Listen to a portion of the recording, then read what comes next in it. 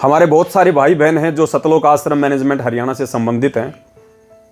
अपनी नादान बुद्धि के चलते हर वर्ष 17 फरवरी को संत रामपाल जी महाराज जी का बोध दिवस मनाते हैं। बोध दिवस का मतलब ज्ञान होना, यानी संत रामपाल जी ने 17 फरवरी 1988 को नाम लिया था, तो उन लोगों के अनुसार संत रामपाल जी को 17 फरवरी के दिन ही आध्यात्मिक ज्ञान हुआ था। उससे पहले उनको ABCD भी नहीं पता था अध्यात्म का, उन लोगों के अनुसार। इसलिए वो 17 फरवरी को उनका बोध दिवस मनाते हैं। हम नहीं मनाते, हम सत्सेवक नहीं मनाते। क्यों नहीं मनाते? क्योंकि हम तो उनको जगत गुरु कह रहे हैं। जगत गुरु का मतलब क्या होता है? पूरे विश्व का गुरु, उसको कहते हैं जगत गुरु। और पूरे विश्व के गुरु को, जगत गुरु को एक जीव से ज्ञान अर्जित करने की आवश्यकता नहीं पड़ती है। इसीलिए जय गुरुदेव पंथ के संचालक, जो अब तो शरीर त्याग चुके हैं, आदरणीय तुलसीदास जी, जिनका मथुरा में या आगरा में जिनका आश्रम था, उन्होंने भविष्यवाणी की थी ना 1971 में। हमें गुरुदेव ने वो भविष्यवाणी खूब पढ़ाई है। उसी की शाकाहारी पत्रिका नाम की पुस्तक से, कि आज वो महापुरुष जिसकी पूरी दुनिया को प्रतीक्षा है, आने वाले समय में उसको मानव इतिहास में इतना बड़ा समर्थन मिलेगा जो आज तक किसी को नहीं मिला। आने वाले समय में पूरे विश्व पे उसी का राज होगा, एक झंडा होगा, एक भाषा होगी। और क्या कहा कि आज 1971 को 7 सितंबर 1971 को आज वो पूरा 20 वर्ष का हो चुका है।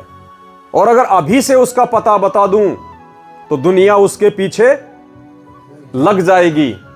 यही वो पुस्तक है, जय गुरुदेव की अमर वाणी भाग 2। इसके 50 पृष्ठ पे 7 सितंबर 1971 को इसने भविष्यवाणी की। और उसमें क्या बताया कि वह अवतार जो 28 अगस्त को इसने बताया था 71 में, वह अवतार जिसकी लोग प्रतीक्षा कर रहे हैं 20 वर्ष का हो चुका है। पुण्यात्माओं, इस दास का जन्म 8 सितंबर 1951 को हुआ और ये दास 7 सितंबर 1971 को पूरा 20 वर्ष का हो चुका था। ये देखिएगा, वह अवतार जिसकी लोग प्रतीक्षा कर रहे हैं वो 20 वर्ष का हो चुका है। यदि उसका पता बता दूं तो लोग पीछे पड़ जाएंगे। अभी ऊपर से आदेश बताने के लिए नहीं हो रहा है। मैं समय का इंतज़ार कर रहा हूं और सभी महात्माओं ने समय का इंतज़ार किया है।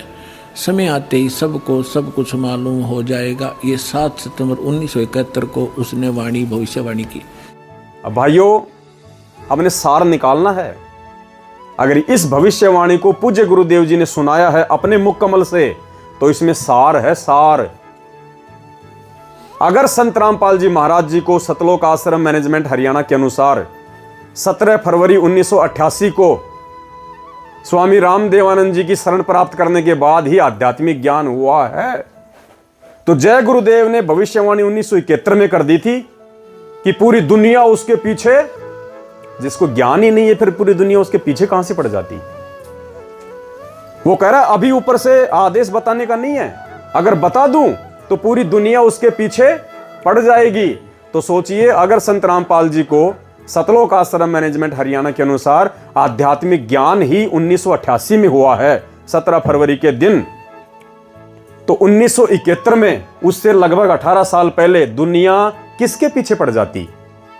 एक जीव के पीछे, जिसको आध्यात्मिक ज्ञान ही नहीं है, जिसको कुछ पता ही नहीं है।